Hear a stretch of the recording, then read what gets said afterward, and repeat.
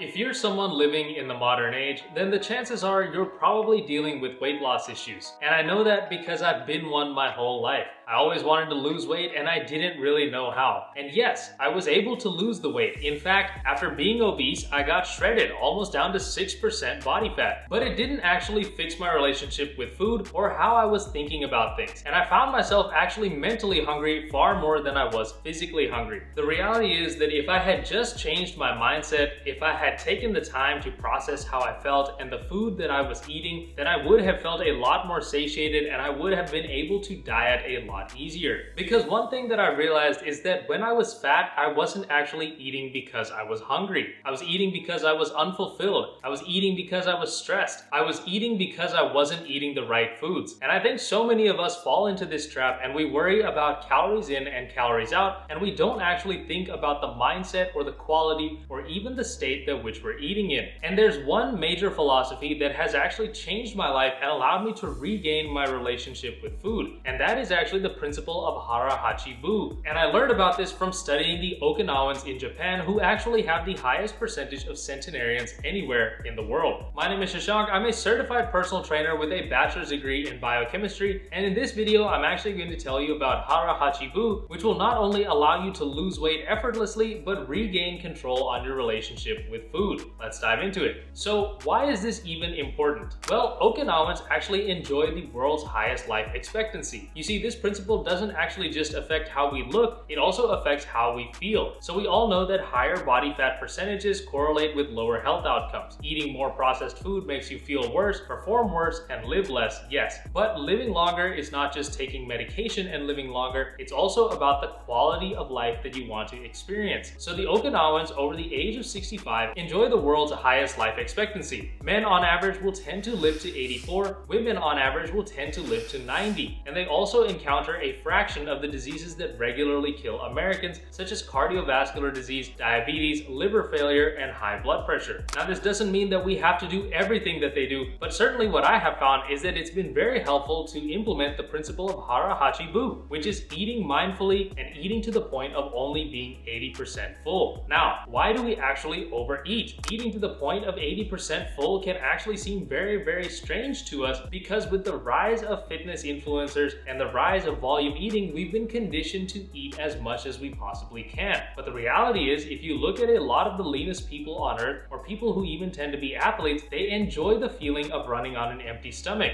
You will find that they feel that they think clearer. They enjoy that feeling of adrenaline, of cortisol. They don't like to always be full because they like to lead an active lifestyle. And that's not by accident, because what the science tells us is that digestion itself is a stressor on the body. The more that you eat, the more energy your body actually has to divert into digestion, which is again stressing your systems, stressing your organs. That doesn't mean that you should never eat, but overeating actually causes a release of cortisol in the body in order to stabilize our blood sugar. It's very common to see yourself eat a large meal of steak and potatoes and then want something sugary afterwards. And you might be asking, well, what's the reason for that? The reason is that you have overtaxed your digestion. There is no longer enough blood flow going to your brain. In fact, a lot of blood flow is going to your digestive system and a lot of energy is going to your digestive system. So your body is asking for quick fuel to help it bring back up blood sugar reserves because you're secreting cortisol and stress hormones, and it's asking for sweet things. Now, there are certainly other tactics that you can use to suppress this, but what I want to focus on today is the fact that you should really just be eating less. A lot of us, I think, actually tend to eat so that we can kind of quell the feeling of what we've experienced throughout the day. A lot of our favorite foods you'll find often create a sense of brain fog, right? A lot of the foods that we consider to be aphrodisiacs, such as chocolate, such as alcohol, such as artificial sweeteners, they actually dull the mind and create this feeling where we don't experience the world sensation at the maximum peak that we can. And I believe that this is because deeply rooted in us is this idea that we're constantly doing things that we don't want to do. And so we try to numb that with food. And I think this is more prevalent than anywhere in America, where we kind of live this work first and life second culture. We live to work instead of working to live. And I think that's a real problem. And I think that's why we see other cultures tending to have better life outcomes and health outcomes, because they tend to have a better work-life balance. But what happens is that we are unable to focus on our food. We are constantly stressed. We are constantly on the go. Our body has a tough time digesting food. But because of this general lifestyle and the way that we've been conditioned, we tend to overeat, and that is why it can seem like it is very difficult for us to actually eat to 80% full. We are programmed, we are told that more is always better, and our minds intrinsically start to think that the more you eat, the better you're going to feel, which is not actually the case. And this is not me saying that I have it under control either. I struggle with this every single day because I push myself very, very hard, whether that's in my workouts, whether that's in my YouTube videos, whether that is in the way I eat or how I diet, and knowing when to dial it back is possibly one of the most difficult things for me. But that is why eating to 80% full can feel so foreign to us. And at the end of the day, you're going to have less stress on the body. It will help you live longer. You will feel lighter on your feet. You'll have less to digest. You will have less brain fog, and you will most likely be happier and have more stable energy throughout the day. In fact, I noticed this myself. When I eat to only